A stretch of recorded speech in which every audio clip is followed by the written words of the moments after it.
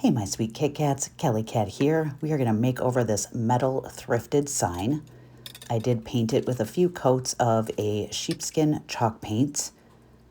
We are going to decoupage this piece down. This is a beautiful printable from Ooh La La Printables called Charmed in Parisian Pink.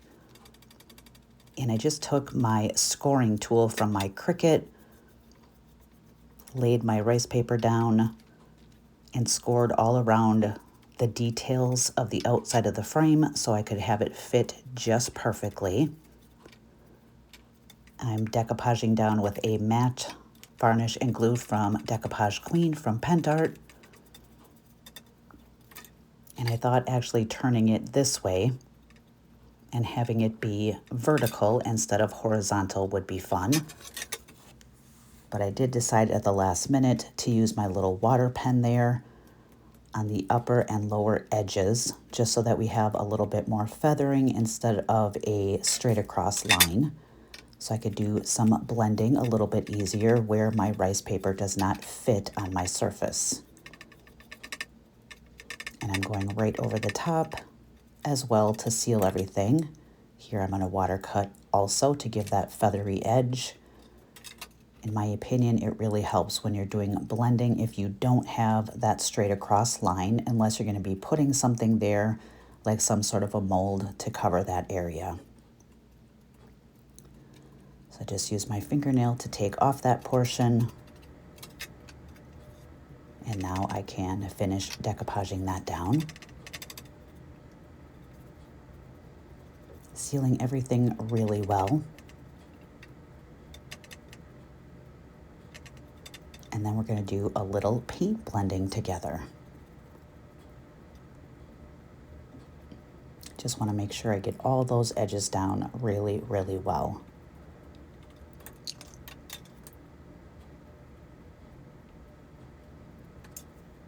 And that's what we have so far. Okay, everything is dry. I'm going to put you down here just a bit, and we're going to start using all sort of different colors. I have a cashew chalk paint that I'm kind of coming in here with first, just to give me a base for that background. It's a pretty good match. Sometimes having a little water on hand just to loosen that paint a little bit will definitely help you. I decide to actually paint the whole area in that cashew color. It is definitely a favorite of mine.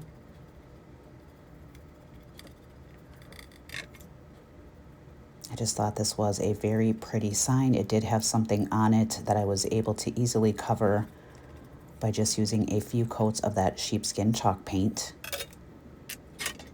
So everything now has that beautiful cashew color. And I've taken just a little bit of angel eyes from Paint Couture and a little bit of water. And I'm trying to kind of mimic the sky in that rice paper. So by adding a little bit of water and actually just using my finger and tapping that in, it's giving me that muted kind of look that I'm going for here. I find when I'm doing any kind of paint blending, I have several colors and usually end up making quite a nice mess. My little blending brushes from Wet n Wild, I do like to have just a little bit of water on them. And those little brushes from Wet n Wild, they're actually makeup brushes, work so well, in my opinion, for doing blending and kind of tapping in that color. So I'm using a delicate white gold from Pentart. And you'll also see I have a, a chocolate decor metal matte color sitting there. I also have a glamour metallic in antique silver from Pentart. And then I do end up using several just regular acrylic paints, and I will try to tell you the names of those as we get to them. So anywhere I kind of see color changes along the edges of that rice paper, that's where I change my paint color as well. I'm just kind of tapping it in there Remember that your paint will typically dry darker than what you see when it's wet. So I'm just kind of letting my eye be my guide here. If you put down a color that you end up not liking, go ahead and let it dry or use your heat tool and come in with something else.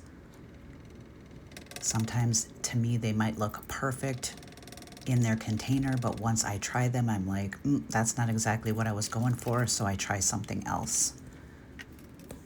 And I just have a little piece of parchment paper there where I can put some of my paints down. Sometimes having a paper towel next to you, just in case you need to offload some of that paint, can be super helpful also. And this, to me, is the fun part. So I knew my rice paper was going to be a little bit short and that I was going to be taking some off of either side to fit this narrow surface. But in the end, I think it came together beautifully. A little bit of that Angel Eyes from Paint Couture, my favorite mineral paint. I'm just trying to bring that rice paper scene up all the way to the top to kind of make it look like it fit from the beginning. I always grab a few different colors of a cream or some sort of an ivory. Here I used an vintage white from Folk Art. I also come in with a toasted marshmallow from Apple Barrel. And sometimes the two of them blended together is perfect for backgrounds.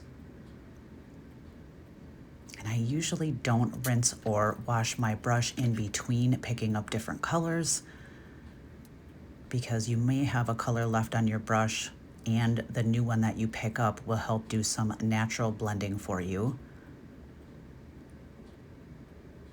But if I'm going from a dark to a light or vice versa, then I might do a little cleaning of my brush or grab a new one. And sometimes just tapping with your finger will also help blend a little bit, especially on those areas where that rice paper ended and your paint begins.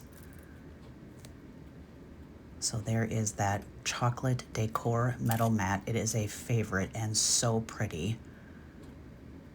And then there on the bottom, I'm just trying to, again, recreate a bit of that scene to go all the way down onto this metal sign here to make it look like it was all rice paper to begin with. In any place on the edges that I see that darker brown, I'm taking that color as well and just kind of dabbing it there.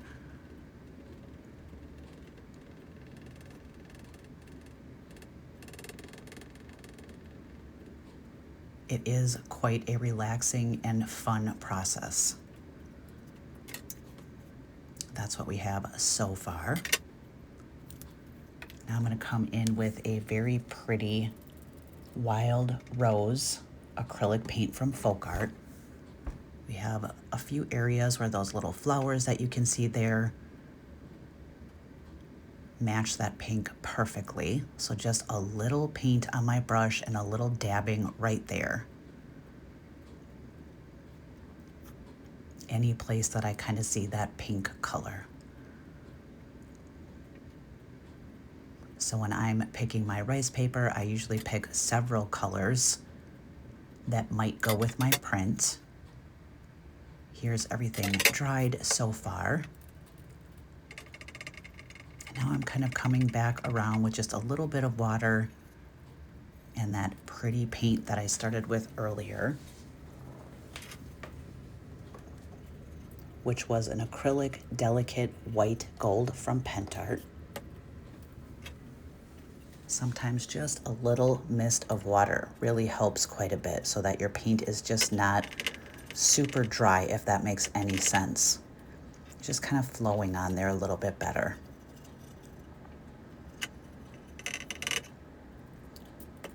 I'm kind of going all around the outer edges there, just like that. Now I did go back in with the cashew chalk paint and kind of go over some of that. I wasn't loving what it was looking like.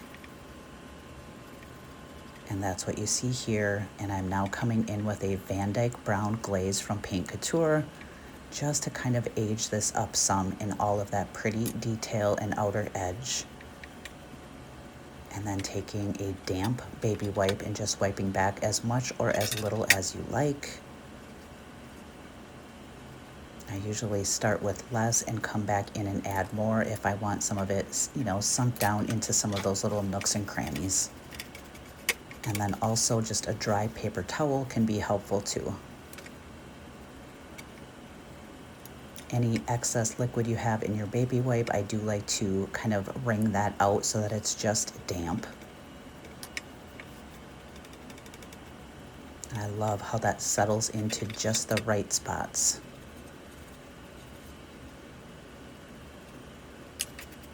I would say a big bang for your buck. It's kind of a immediate satisfaction to me. And you really don't need a lot of the glaze, so even a smaller container like that will last you a good while. This comes from my All Paint Products link for Paint Couture that is in my link tree pinned at the top of my page.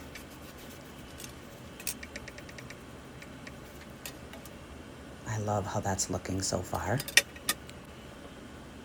So there it is, all done with our Van Dyke brown glaze all the way around. I'm going to take a little chippy brush here and pick up a bit of that sheepskin chalk paint, offload some of it, and then just sort of dry brush over all that raised detail, just to kind of wake that detail right back up again after using the glaze. Hopefully you can see the difference there. I love how that looks. Chippy brush just has a little bit more kind of wiry and stiff bristles. And you just want to make sure that you're offloading enough paint that it's not putting down too much. You can always come back in and add more.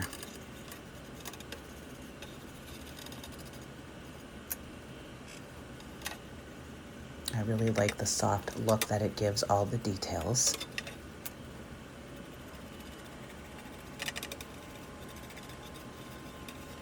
You can just kind of see it coming to life. And I do decide I want to add a little antique gold wax paste.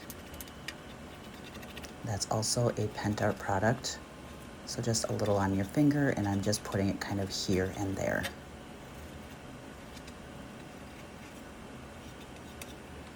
I like the look of that. I wasn't sure. I actually let this sit for several days before I decided to add a bow and a few embellishments towards the top. I didn't know if it really needed it or not, but the longer I looked at it, the more I thought we need a little something up there.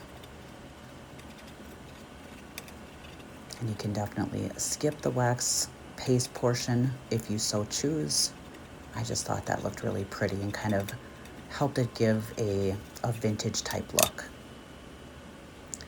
So here it is, completely done. I added a little rag bow embellishment. Hope you enjoy this.